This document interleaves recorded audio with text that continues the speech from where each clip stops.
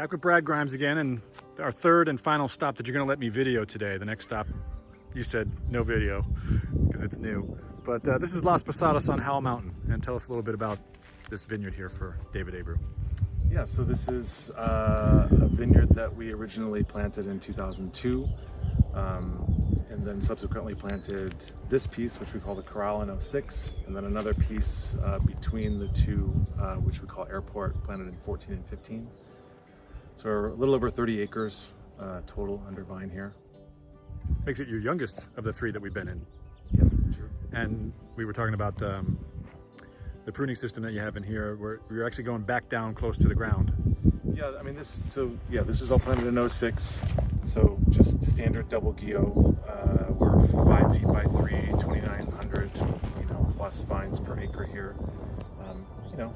Slightly intense.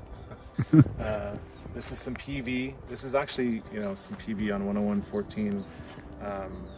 We take a half an acre of this. This becomes a core piece of the Las Posadas wine, along with the Franc that's the next block over. Yeah, you're big fans of Franc and Petit Verdot. It's not just a Cabernet operation.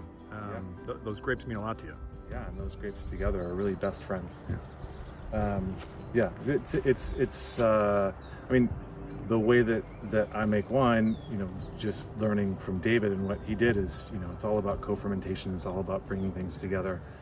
And because, we have control and manage all these properties ourselves, it's, becomes this really great scavenger hunt to be able to carve out these little pieces and ferment them together. So there's like this little end of PV, which you can see there's just a slight kind of downslope here. And so can kind of pick like these 100 or so vines here, and then on the very far end it sort of tails off, and those get picked along with this, and I can match it with some Franc, and then we've got some Cabernet over there, and it just becomes a nice component. And so it's these building blocks that I get to create from not only this property but all the pieces. And I'm sure people are going to notice in the video you've got grass on one row, and you've already disked every other row since you work organically here. Just tell us a little bit about the management of the cover crop.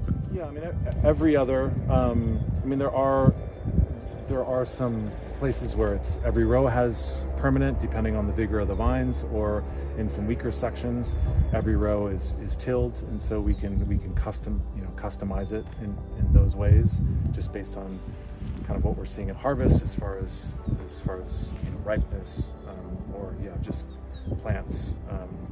Green sections. There's a little green belt kind of in here. There's some of our green belt in the lower piece of Cabernet, and so we would leave permanent just in that little section. So it might be every other row on top and bottom, and permanent in the middle.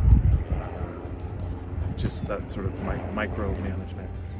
And red Aiken soils, which you have a little bit of over in Madrona Ranch. So it's kind of, you got a lot of puzzle pieces, but there's also some similarities between the three spots. Sure. I mean, this one is all red Aiken. I mean, this is very, I would say, classic Howell Mountain. We have a little bit of white soil in the middle part of the property, at the very peak of the drive, where the big gravel pile is. And that would be kind of considered this like boomer or forward soil. And then across the way at Liparita, it's kind of, mostly white.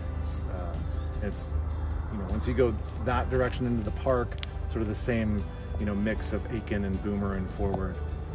But yeah, this soil, I don't know if you can get much better than this, at least up here for me. This is it.